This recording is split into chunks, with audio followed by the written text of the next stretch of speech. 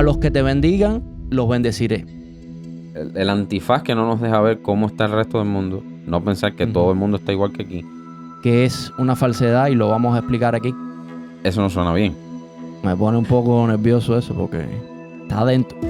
Es que estás rodeado. Lo complicado no es conectarlo, lo complicado es tener paz con esos tres. Estamos aquí de nuevo, caballero. La travesía con mi ya habitual colaborador. Darle la bienvenida. Y bueno, ¿cómo está la cosa? Sé que te mudaste. Ya, Ale. Saludos. ¿Cómo fue la mudanza? Fue tremenda, pero ya estamos ready. Ya estás instalado en los aposentos. Así es. Me dejaste un cuarto de estudio, ¿verdad? No, es mi propio cuarto. Aquí está la cama, aquí están la gente durmiendo ya. Ya tú sabes. Oye, mi hermano, qué bueno verte.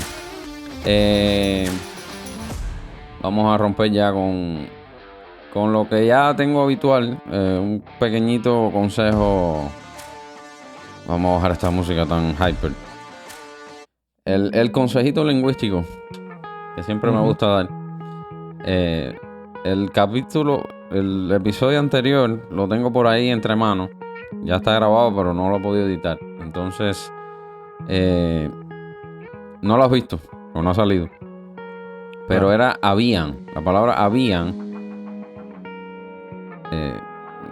El verbo haber no se debe conjugar en plural solo cuando hace función auxiliar de otro verbo. Eso cuando lo vea está sencillito, pero para recapitular un poquito. Y hay un fenómeno que se da que es el dequeísmo. Justo como su nombre lo indica, es cuando la gente usa de que. Y en este caso lo que está mal es la preposición de. Por ejemplo, yo creo de que debemos ir al cine hoy, por ejemplo.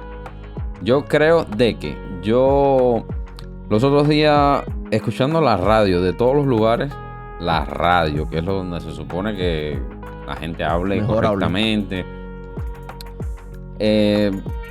Una frase así, entre dos canciones, tú sabes. Y decía la persona, sabemos de que estamos en tiempos muy difíciles. Ay, Dios mío, ¿cómo que sabemos de qué? Entonces, ¿cómo sabemos cuando está mal dicho el de qué? Es decir, el de, cuando el de no va. Ok.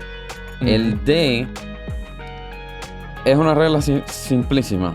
Tenemos que preguntarle al verbo principal con el de incluido. Por ejemplo, ¿de qué sabemos? ¿Verdad que eso no suena bien? Sí, a ver, para saber si de qué va antes del verbo saber. Sabemos de qué. O después, mejor dicho. Sabemos de qué. Eso está mal dicho. Ahora, ¿cómo lo identificamos? Cuando le preguntamos con de qué al verbo. Decimos, ¿de qué sabemos? Eso no suena bien. Sin embargo, me enteré de que. Ahí sí va. Y entonces cuando le preguntas al verbo, que es enterarse, ¿de qué te enteraste? Ahí. ¿Ves por qué? Está complicado eso. El de le asigna al verbo algo. Entonces, te enteraste de algo. Entonces ahí sí va. Entonces, me enteré de que. Ahí sí va. A veces yo tengo miedo de meter un dequeísmo. Y entonces, pausa, le preguntas al verbo con el de que.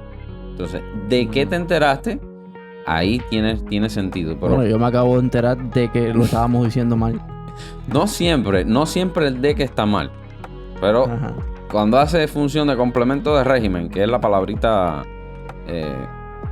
Entonces, si quieres saber cuándo el de que está bien o está mal, le preguntas con el de que al verbo. Y dices, por ejemplo, ¿de qué sabemos?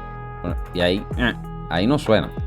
Entonces está mal el sabemos de qué. Y ese era el pequeñito consejo de que no me lo digan mal. Me pone un poco nervioso eso porque... Imagínate. No es tan común. No es tan común como los tres que vimos anteriores, que casi siempre decimos habemos, hubiéramos, hubieron, por ejemplo, hubieron, habemos y habían. El verbo haber es complicadito, pero así vamos limando. Son muy comunes. Los tres son bien comunes. Sí. Entonces ahí lo tienen. Estamos puliendo, estamos mejorando, Claro. estamos merojando. Entonces, rompemos con tema. Me dijiste que querías empezar tú. No, rompimos las reglas. Pues normalmente tú no sabes de qué yo voy a hablar y yo no sé de lo que tú vas a hablar. Pero dijimos, Ajá. vamos a encontrar un punto aquí. Entonces tú vas Sí, a hablar porque de... Ajá. ya habíamos hablado en otros podcasts que habíamos hecho con respecto al tema de Israel. Ujú. Y entonces dijimos, bueno, sería bueno hablar un poquito acerca de cuál sería la postura de la iglesia y de los cristianos en general con respecto a Israel como el pueblo de Dios. Ujú. Y es precisamente ese es el tema que te quiero hablar. ¿Por qué nosotros como iglesia tenemos que apoyar no un 50, no un 80, sino un 100% al pueblo de Israel como el pueblo de Dios? Ujú. Porque bueno, creo que hay muchas dudas con respecto, porque sabemos que desde Jesús, todos los que hemos aceptado la fe de Jesús, nos sentimos parte del pueblo de Israel, pero al mismo tiempo sentimos que Israel desechó a su Mesías. Entonces hay ahí como una pequeña confusión. De hecho, en estos días, después que comenzó la guerra, se ha registrado que los niveles de antisemitismo han aumentado Ujú. en Europa y en Estados Unidos. Y casualmente también dentro de muchos cristianos ha aumentado también el antisemitismo. Y no es algo raro, porque de hecho las mayores persecuciones de las que han sido objeto los judíos desde hace 2000 años para acá ha sido a manos del cristianismo. Ujú. o a manos de la Europa cristiana, digamos principalmente catolicismo, y ha sido una realidad que en manos de supuestos cristianos, bajo el argumento aquel de que los judíos mataron a Cristo, ¿verdad? Que es una falsedad y lo vamos a explicar aquí. Se ha perseguido muchísimo a los judíos. Y en tiempos de esta guerra que se ha desatado en Medio Oriente, es muy necesario, creo yo, que tengamos bien claro como cristianos nuestra postura con respecto a Israel como el pueblo de Dios. Bien, primeramente, solamente quería hacer ese señalamiento de que, de hecho, el Holocausto, que fue el mayor acto antisemitismo que ha existido, ocurrió en la Europa cristiana. Ujú. Ocurrió en la Europa de tradición cristiana. Dije anteriormente la falsedad de que los judíos mataron a Cristo. ¿Por qué es una falsedad que los judíos mataron a Cristo? En primer lugar, porque el mismo Cristo fue quien dijo: nadie me quita mi vida, sino que yo la pongo y tengo poder para ponerla y para volverla a tomar. Ujú. Entonces, ¿quiénes mataron a Cristo? Pudiéramos decir los judíos, no, pudiéramos que fueron los, de alguna manera, los autores intelectuales de la muerte de Jesús. ¿Quiénes mataron a Jesús? Los romanos. Pudiéramos decir que los romanos, porque fueron el brazo ejecutor de la muerte de Jesús. Pero lo teológicamente más correcto sería decir que nuestros pecados mataron a Jesús. O sea, Él murió en propiciación por nuestros pecados, de tal manera que no fueron los judíos, no fueron los romanos, sino fueron nuestros pecados, y Él puso su vida voluntariamente para redimirnos. Aclarando este punto, quisiera, Ale, mencionarte 3 argumentos bíblicos por el que nosotros como creyentes en Jesús podemos decir que estamos 100% del lado de Israel, que somos 100% pro Israel, pro judíos.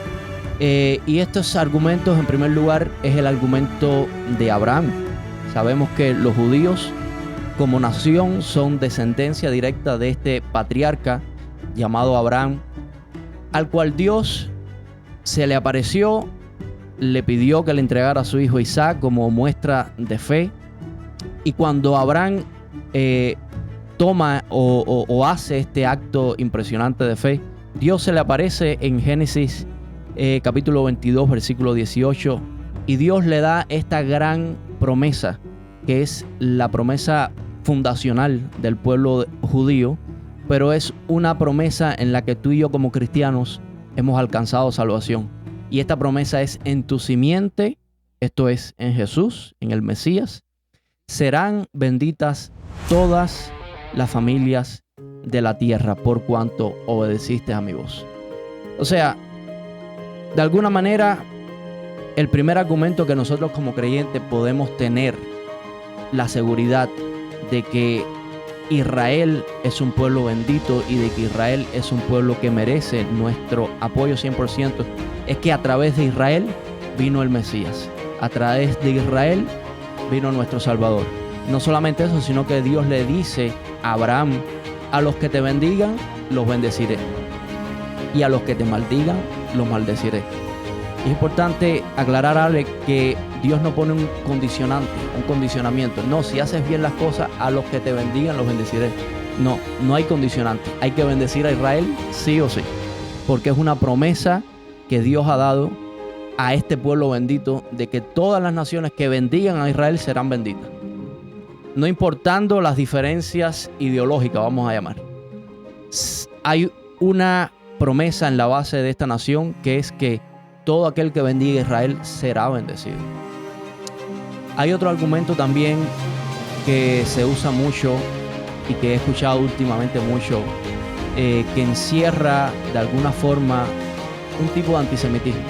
Es esta idea de que los judíos no aceptan a Jesús y por lo tanto tal vez esta guerra que le sobrevino, de repente este acto terrorista, fue de algún modo un juicio de Dios. Y con esto, Ale, creo que hay que tener sumo cuidado, porque nos estaríamos poniendo con este argumento del lado de los terroristas, del lado de un grupo como el grupo Hamas, que degolló literalmente bebés, que fue una atrocidad total. Y decir que de alguna manera, bueno, Israel por rechazar al Mesías, esto es un juicio de Dios, sería un error garrafal de nuestra parte, de parte de cualquiera que lo diga. En primer lugar, porque ya Dios lo dijo: a los que te bendigan, los bendeciré, a los que te maldigan, los maldeciré.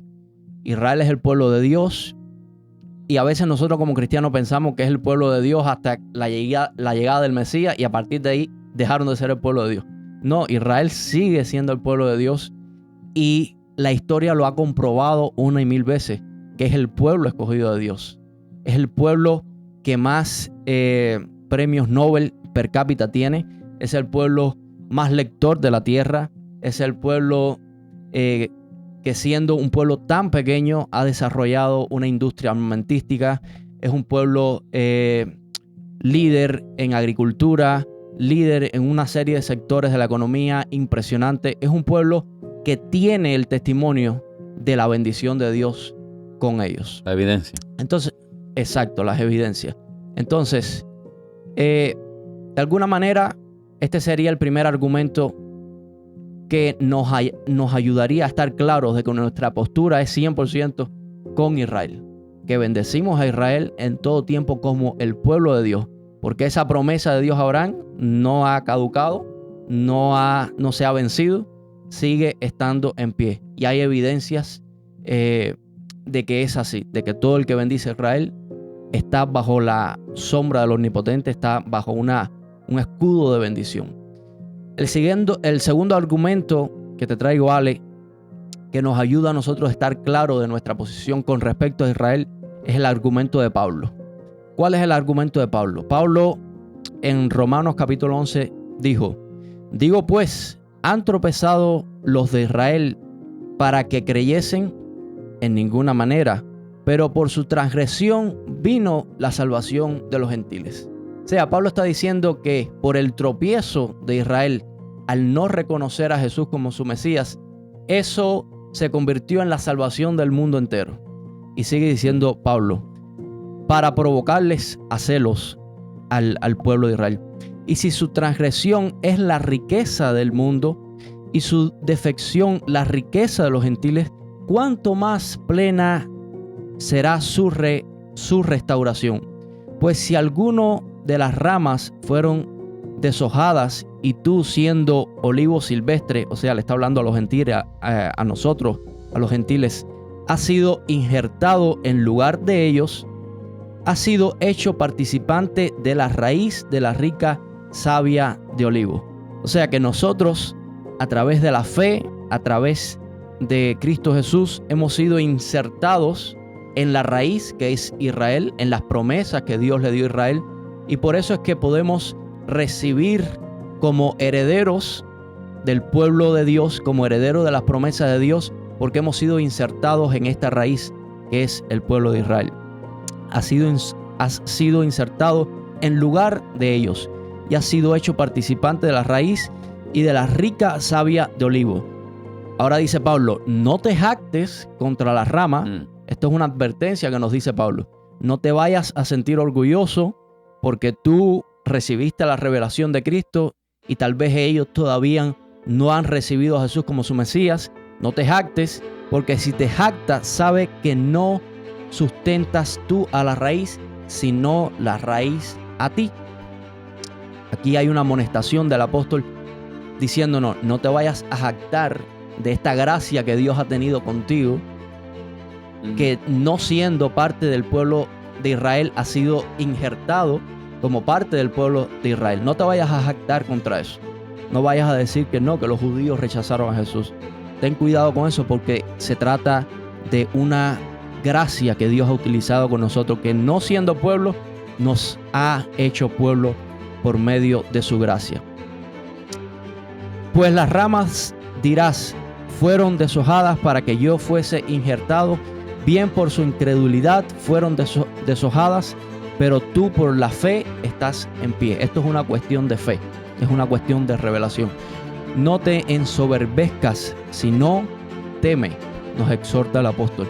Porque si Dios no perdonó a las ramas naturales, a ti tampoco te perdonará. De alguna manera el apóstol está diciendo, si tú no estás a favor de la rama, de la raíz que es Israel, Dios te va a deshojar a ti.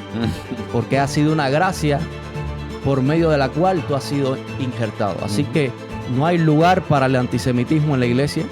No hay lugar para el orgullo en contra del pueblo de Israel. Porque dice Dios, dice el apóstol Pablo, que Dios te puede arrancar a ti que fuiste injertado. Y el tercer argumento, Ale, para ir terminando, es el argumento que yo he determinado llamar el argumento biológico. ¿Por qué el argumento biológico? Nosotros como iglesia hemos sido redimidos con la sangre de Jesús, ¿verdad?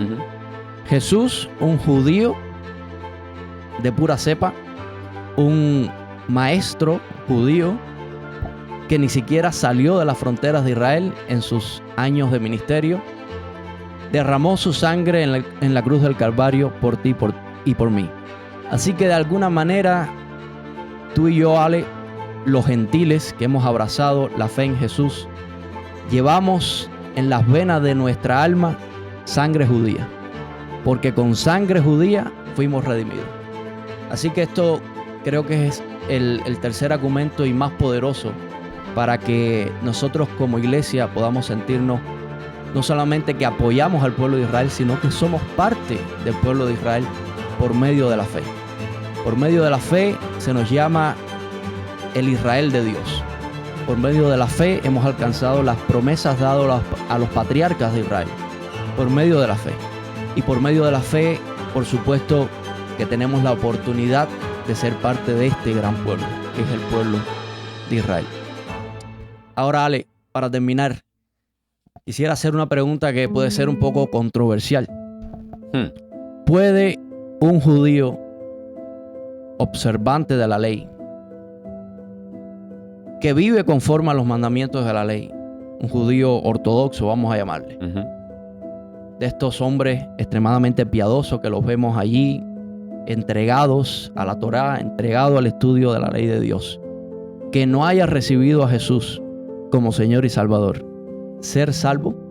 ¿Puede ser salvo un judío ortodoxo que no haya recibido a Jesús? No quiero responder, simplemente quiero leer algunas palabras del mismo Jesús. En una ocasión se le acercó un joven rico y le dijo: Maestro bueno, ¿qué haré para heredar la vida eterna? Jesús le dijo: ¿por qué me llamas bueno? Ninguno hay bueno sino solo Dios. Y ahora Jesús le da la llave para heredar la vida eterna. Los mandamientos sabes: no adulteres, no mates, no hurtes, no digas falso testimonio, no defraudes, honra a tu padre y a tu madre. O sea, Jesús los envió a la ley.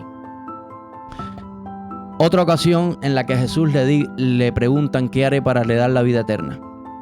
Y aquí un intérprete de la ley se levantó y le dijo, para probar al maestro: ¿haciendo qué cosas heredaré la vida eterna?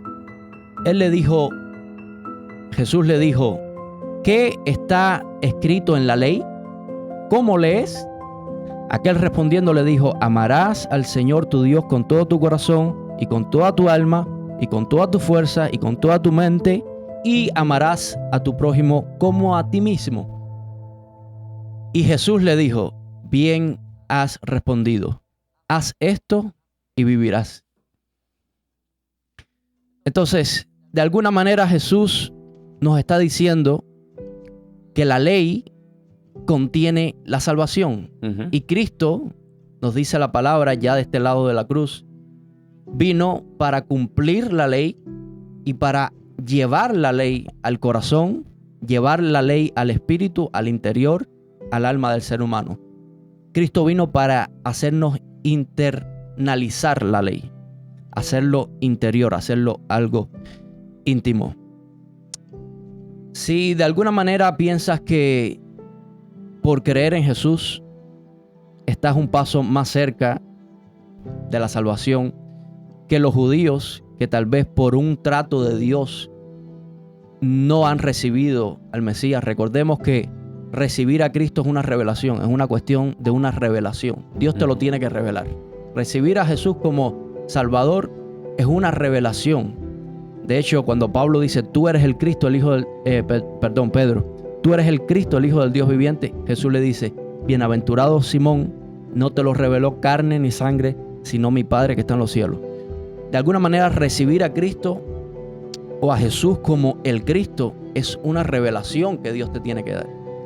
Entonces, si de alguna manera tú piensas que por creer en Jesús estás más un paso más cerca de la eternidad que los judíos observantes de la ley de Moisés, pero que no han recibido a Jesús, te dejo simplemente Mateo 7:21, que dice, no todo el que me dice Señor, Señor, entrará en el reino de los cielos, sino el que hace ¿qué?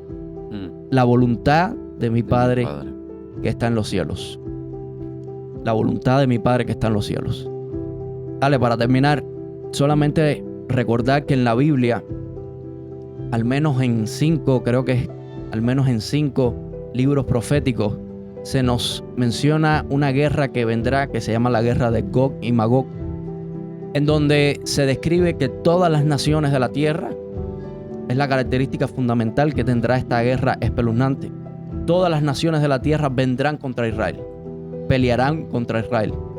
Y no es algo que se habla solamente en un libro profético, sino hasta en 5.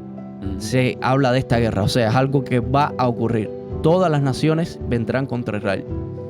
Por eso creo que es muy importante en tiempos de tanto antisemitismo que nosotros como cristianos estemos claros de qué lado estamos. Porque yo creo que el antisemitismo, más allá de un sentimiento, es un espíritu. Porque es un espíritu que ha tenido características similares en diferentes momentos de la historia, en el que se ha repetido con características similares. Y es muy probable que dentro de la iglesia también se cuele este espíritu de odio contra la nación de Israel. Porque dice la palabra que todas las naciones irán contra Israel en esta guerra de Gog y Magog, que Dios con mano fuerte y extendida, con poder extraordinario, librará al pueblo de Israel y serán destruidos todos sus enemigos. ¿De qué lado estás? Bueno, ahí lo dejo. Perfecto, sí, es importantísimo, sobre todo con todo esto que está ocurriendo. Veo de todo, desde apatía, desde iglesias que no ni siquiera lo mencionan, completamente, a posiciones de este tipo.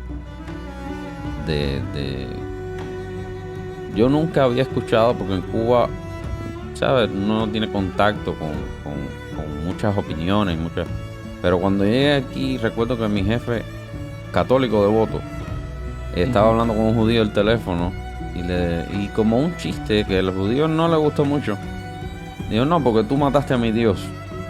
Y yo dije, wow, que sentí ratintín, Sí. y vaya, no es que tuvo una actitud fea ni nada, pero al judío no le cayó muy bien y desde ahí entendí ese punto de vista que nunca había yo, ¿sabes? En Cuba evangélico se nos dice apoyo a Israel incondicional y ver esta otra arista de esta interpretación, me dije, wow, hay gente que piensa así. Pero sí, es importantísimo. Entonces mi tema, quedamos en que tú ibas a hablar de la importancia del apoyo a Israel desde el punto de vista de los cristianos. Como algo más espiritual, un toque más desde el punto de vista espiritual. Ahora, yo voy a hablar de por qué debemos apoyar a Israel como occidentales. ¿Por qué Occidente debería apoyar a Israel? Entonces, yo creo que es lógico comenzar por definir qué es Occidente. Porque es una especie de... es como una entelequia, un concepto abstracto que muchas veces no entendemos porque nosotros estamos aquí. Entonces, básicamente es un bloque de países o territorios que tienen como base ideológica, y esto es importantísimo, los valores judeocristianos. Por ahí vamos a empezar. Y se caracteriza, por supuesto, Occidente es un término geográfico, por estar ubicado geográficamente al occidente de Eurasia, todo lo que es el continente europeo y asiático. Ahora, pero fíjate si es más ideológico que yo creo que geográfico, que Cuba no creo que pertenece a Occidente. Se alinea más con... Sí. Todo esto son tratados y alineaciones que suceden en lo geopolítico, que bueno... pero bueno, para definir así someramente, está al occidente, o sea, al oeste de lo que es Eurasia. Ahora, la contraparte, si yo te digo occidente, tú me dices como contraparte Oriente. Ahora, la idea de Oriente se contrapone a Occidente, pero Oriente engloba un grupo muy diverso de casi que de civilizaciones. Que si yo te digo Asia, los asiáticos pensamos en ojitos rajaditos y lo que mal llamamos chino. Pero Asia abarca un territorio muchísimo mayor. Desde el mundo árabe, lo que es el Medio Oriente, no vamos ya a definir Eurasia, vamos a quitar Europa. Porque Europa ya es el primer occidente que se nos exportó hacia acá esos valores. Pero vamos a quitar Europa. Desde el Medio Oriente, todo el mundo árabe, pasando por toda la parte de Mongolia, la India, Rusia es parte de Asia. Y bueno, por supuesto, los gigantes asiáticos de las dos Coreas, Japón y la China, la gran China. Entonces, Oriente no tiene estos mismos valores judeo-cristianos que tiene Occidente. Ahora, ¿por qué es importante esto? Y cuando digo Oriente me refiero, hay países muy industrializados en Oriente, muy occidentalizados que están en Oriente, pero quiero centrarme en el Medio Oriente, que es donde está Israel, que es de lo que estamos hablando. Ahora, es importante definir qué cosmovisión tienen esta gente, porque estamos por zona geográfica ubicando que Israel está ahí, y si tú tienes vecinos que no piensan como tú, todo esto es importante. Ahora, una de las características principales del cristianismo es la importancia de la vida humana y su carácter sagrado, porque es algo que Dios nos concedió, y Dios como un ser superior inamovible. Entonces, el valor de la vida es columna fundamental, es piedra angular del cristianismo. Ahora, ah, si las otras personas no le conceden esta importancia a la vida, entonces aquí tenemos un problema, un gran choque en cuanto a si tu columna vertebral es la importancia a la vida y tus vecinos no la tienen. Entonces aquí hay un error de base, hay un error fundamental. Claro. Entonces, la vida, cuando te digo la vida, es, por ejemplo, que ningún hombre debe quitarle la vida a otro hombre. También columna fundamental en lo que es el pensamiento cristiano. El respeto, y es importante el respeto solo por ser humano. Solamente por ser humano. Esto es importantísimo. Ahora, todo esto a nosotros nos suena muy, tú sabes, muy común porque tendemos a hacernos el cerquito y pensar que en nuestro pequeño jardín, que todo el mundo experimenta este pequeño jardín que nos hemos creado con la seguridad y la cierta estabilidad que ofrece el mundo occidental. Pero hoy, en pleno siglo XXI, no en todos lados es este jardín bello que tenemos aquí, con sus defectos, con sus espacios para mejora, pero no todo el mundo hoy en día, pleno siglo XXI, tiene la misma cosmovisión y por lo tanto esta cosmovisión diferente no da los mismos resultados. Ahora, en el episodio anterior, tengo un capítulo por ahí, tengo un episodio por ahí a medio, no sé si va a salir antes que este o después de este. En el episodio, creo que fue el 8, que hablé del Islam. Y aquí me quiero concentrar porque el Islam, básicamente, resumiendo, surgió como un movimiento espiritual, una religión, pero se transformó en una teocracia radical que subyugó y sometió a gran parte de la población mundial en aquellos tiempos. Escúchense lo que es el surgimiento en el episodio 8. Ahora, esta teocracia radical cuenta con lo que vimos, otro sistema de valores que no tenemos aquí en Occidente. Entonces, la manera de ver el mundo diferente, no solamente lo ven diferente, sino que nos ven a nosotros como una espina, como unos infieles, como la gente que está interfiriendo que el reino de su Dios sea palpable y sea... básicamente nos tienen que conquistar para convertirnos o matarnos. Entonces, como no hay este apego a la vida, esta importancia de la vida, con los enemigos no se tiene ningún tipo de benevolencia, con los enemigos no se tiene ningún tipo de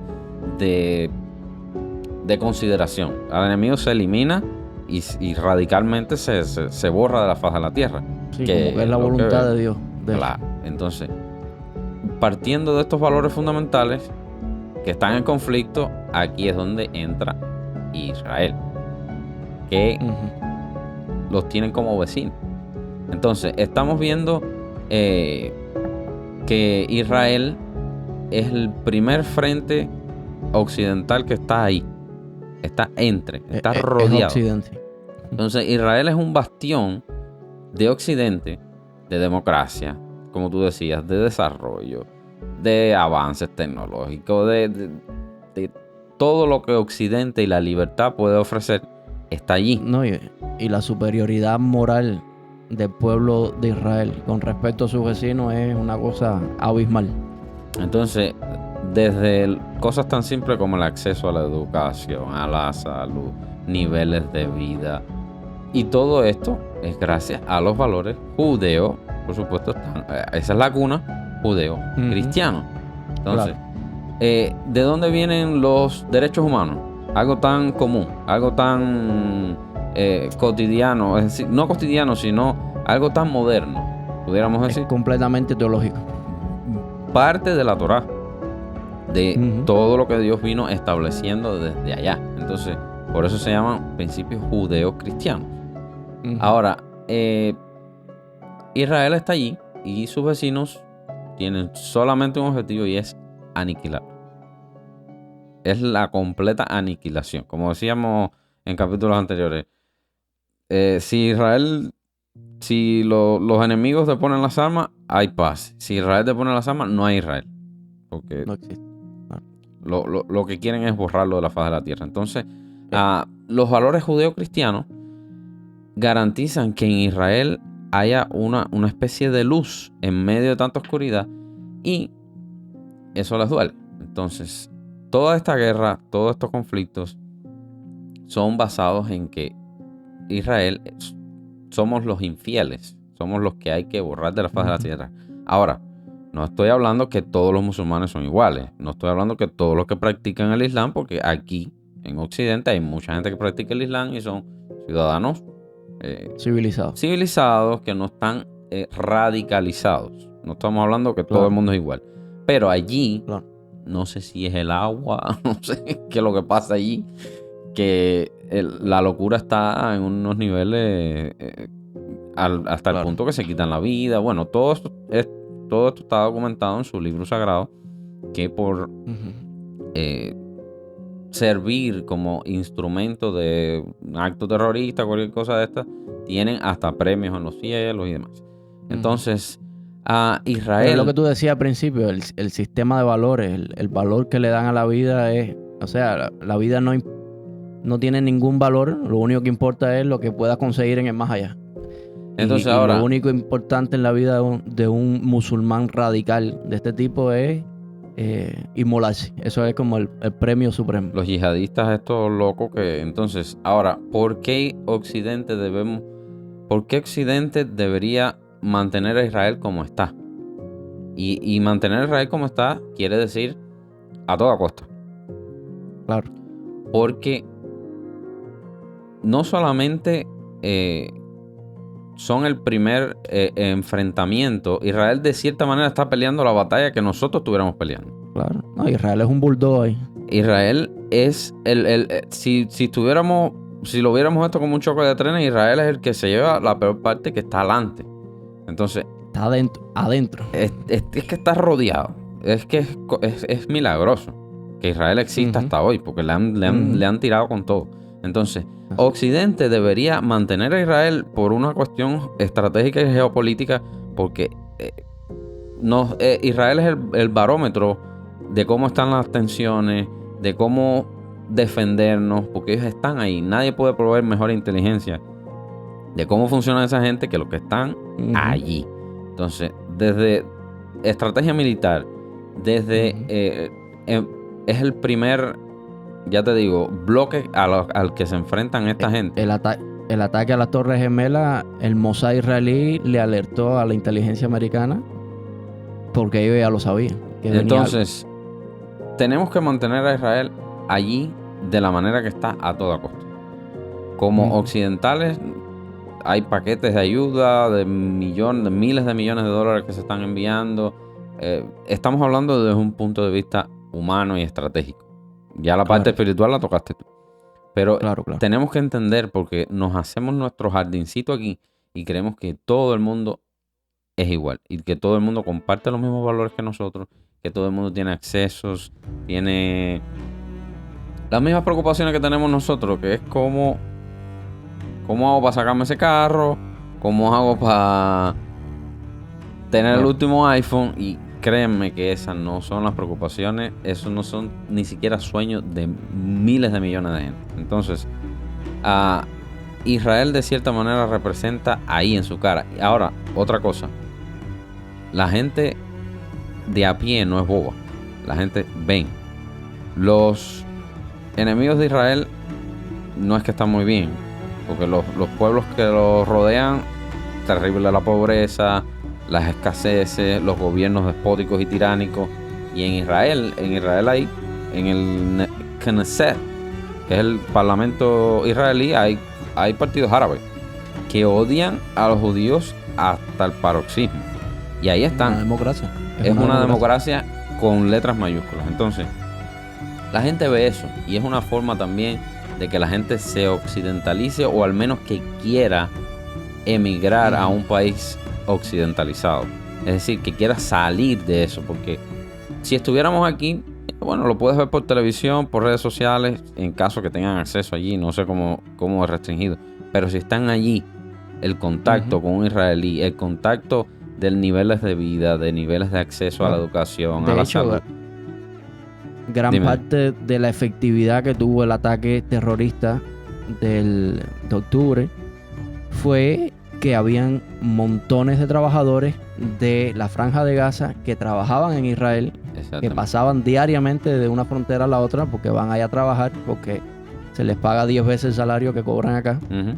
Y Israel había bajado mucho a sus defensas en ese sentido. Como que dijeron, bueno, esta gente parece que se están aconsejando, pero tristemente sirvieron como informantes para todas esas cosas. Informantes y muchos terroristas también. Entonces, que ya estaban adentro ya. El mundo ve, y sobre todo esa parte tan radicalizada del planeta. Pero, Ale, es absurdo a veces que inclusive... Es un argumento que escuchaba el otro día. Personas en Madrid haciendo protestas en favor de Hamás. No de los palestinos, sino de Hamás. Y este judío que daba este argumento decía, pero esta gente sabe que este grupo de Hamás también los quisieran matar a ellos. A todo lo que no sea musulmán radical. Y ellos están ahí apoyando a ese grupo terrorista sin saber que ellos también son carne de cañón para este grupo. Como te digo, Israel completamente ilógico. Israel es el primer eslabón que se lleva el golpe. Claro. Pero ellos quisieran hacer eso con el resto del mundo y con Europa y con todo lo que huele a Occidente y a libertad. Entonces, partimos de lo mismo. Valores judeo, cristiano. En Israel, las 3 religiones monoteístas coexisten. El judaísmo es su cuna. Los musulmanes, de hecho, tienen la mezquita, Al-Aqsa Mosque, que le dice, el domo en Israel, que es donde estaba el templo, el lugar más sagrado. Lo controlan los musulmanes por permiso de Israel. Ningún judío puede subir arriba y orar en altavoz. Es decir, hay muchísimas concesiones que se le han hecho.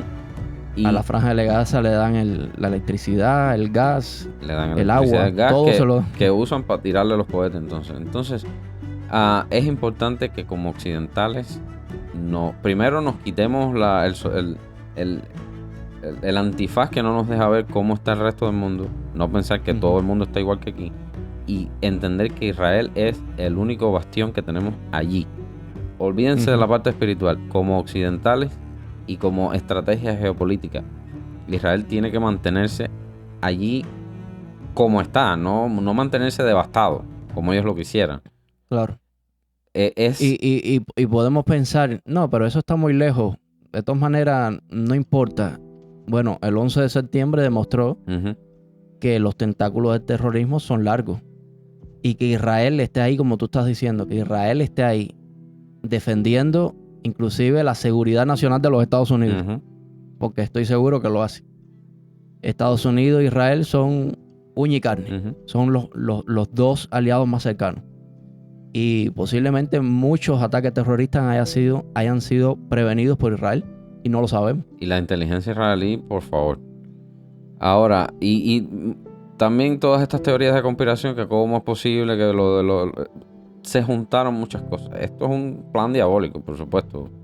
Estoy tratando de mantenerlo todo a niveles humanos, a niveles, tú sabes, porque es la parte que me tocaba, pero todo esto, por supuesto, tiene un carácter espiritual y un trasfondo diabólico. Que se unieron, fue la tormenta perfecta, se unieron muchas cosas. Hubo un ataque cibernético terrible y tumbó muchísimas de las comunicaciones. Ese muro, si tú lo tocas, se le enciende ya alarmas de que tocaron el muro, tan siquiera tocarlo, y lo pudieron volar y no se enteraron porque hubo un ataque cibernético a gran escala hecho por Irán ese día. Todo esto estaba planeado es que todos los vecinos te quieren reventar. Entonces, imagínate,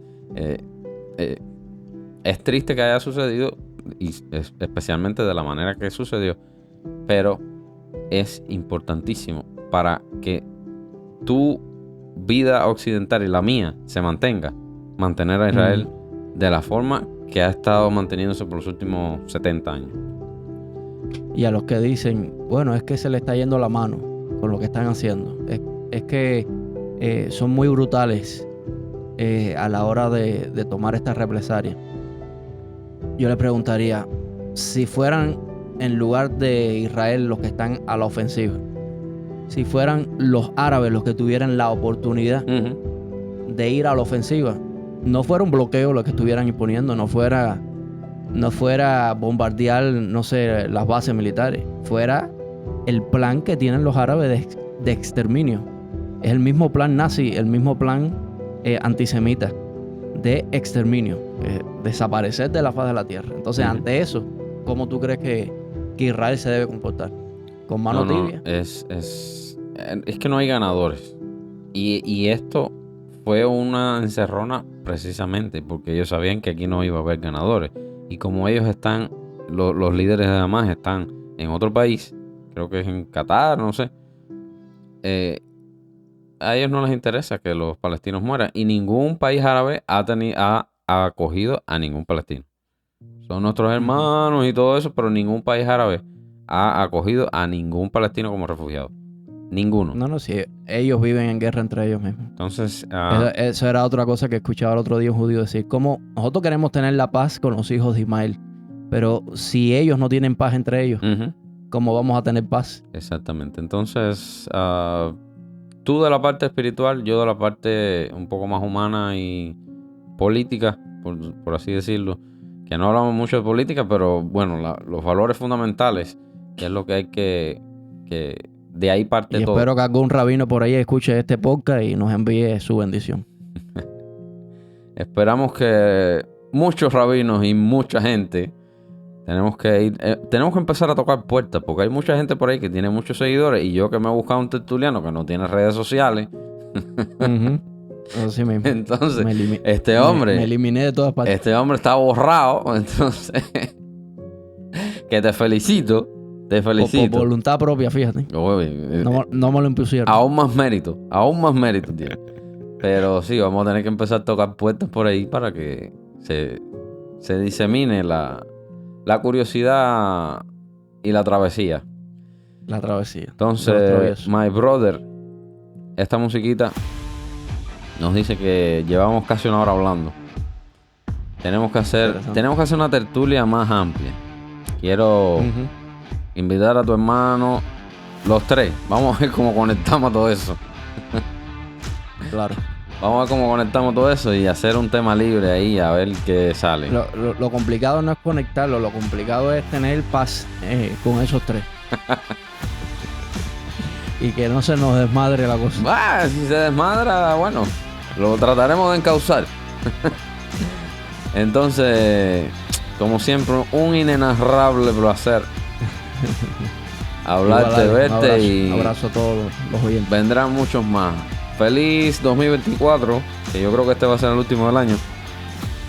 Y nada, nos veremos por allá por la tierra donde se come bien.